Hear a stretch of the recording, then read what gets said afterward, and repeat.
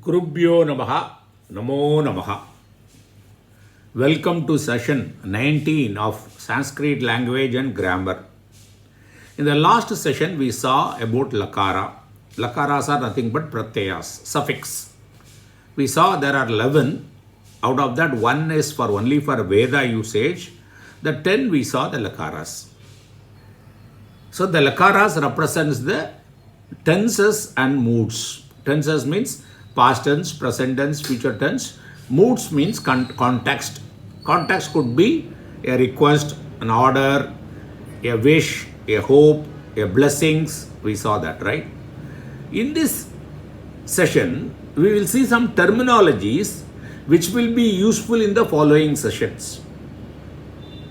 So how it is defined, a particular term is defined in Sanskrit grammar. We will see that. So we will see 4 terminologies. What are they? Sarvadhatuka Lakara, Aardhadhatuka Lakara, Sarvadhatuka Pratyaya, Aardhadhatuka Pratyaya. These 4 terminologies we will see, and where they are used also we will see, right? So the Lakaras, the 10 Lakaras are divided into 2. One is Sarvadhatuka and other one is Aardhadhatuka. So what are the Lakaras coming under Sarvadhatuka? Lat, Lang, Lot, Vidhi, Ling. These 4 Lakaras come under Sarvadhatuka. The balance 6 come under Aardhadhatuka. What are the balance 6? Lung, Lit, Lut, Rlut, Rlung, Ashirling. So these 10 Lakaras are divided into Sarvadhatuka and Aardhadhatuka. Then why they are divided like this? In the case of Sarvadhatuka Lakara, after the verbal root and before the ting pratyaya, there will be a Vikarna pratyaya in the case of Kartari Prayoga, active voice. This Vikarna pratyaya will be based on the Gana. Gana means group. We saw that the verbal roots are categorized into 10 groups. So based on the group they belong, the Vikarna pratyaya will be different. But in the case of Aardhadhatuka Lakara, the Vikarna pratyaya will not be based on the Gana, but it will be based on the Lakara Nimitta. That is the reason why they are segregated. Because of that, the verb forms will change. Because the pratyaya is changing, the forms will change, right? So also in the case of Aardhadhatuka Lakara, it could be entitled for after the verbal root E addition. The possibility of E addition after the verbal root is there in the case of Aardhadhatuka Lakara, but it is not there in the case of Sarvadhatuka Lakara. So where E will be added also is decided based on the Sarvadhatuka, Aardhadhatuka Lakara. Correct? Now we have seen the Lakaras. Now let us go to the Pratyaya. So Pratyaya also there are 2 categories. Sarvadhatuka Pratyaya, Aardhadhatuka Pratyaya.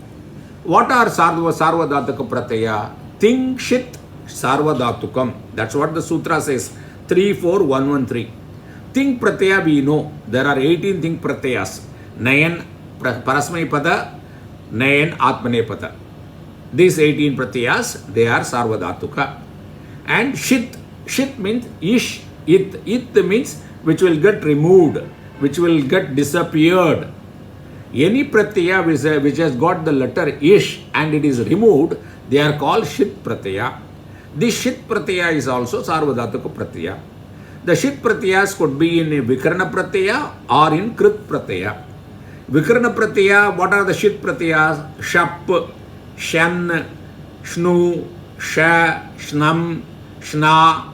When we see the Ganavirtana Vikarna Pratyaya in detail, we will all deal with this Pratyayas, right? And in Krit Pratyaya also, Shatru, Shanach, Shanan, Chanash, Kash, Sha, Yesh, Shadhyai, Sadhyain, Yain, Sadhyain. These are all the Shit Pratyayas. So these will come under Sarvadhatuka Pratyaya. Other than Sarvadhatuka Pratyaya, all Pratyayas are known as Aardhadhatuka Pratyaya. Aardhadhatukam Sheshaha. 34114 Sutra says. Means Sheshaha means balance. After anything other than Sarvadhatuka is Aardhadhatukam. So Sarvadhatukam, I said think shit Sarvadhatukam. Here there are two exceptions. Not all the thing. The Lakaras, Lit Lakara and Ashirland Lakara, whatever the thing Pratyaya are there, they are not Sarvadhatuka. Because of this exception, they will become Aardhadhatuka. So in this session, we saw four terminology: Sarvadhatuka Lakara, Aardhadhatuka Lakara, Sarvadhatuka Pratyaya, Aardhadhatuka Pratyaya, and where they are used. Even in the case of Aardhadhatuka Pratyaya, then the addition of E possibility is very much there. In the case of Sarvadhatuka Pratyaya, the addition of E is not there. The possibility is not there. So it is mainly with respect to the E additions, these terminologies we should understand predominantly. And in knowing the Gana Vikarana Pratyaya also. These are the two uses, predominant uses for this terminology, understanding this terminology. Thank you very much.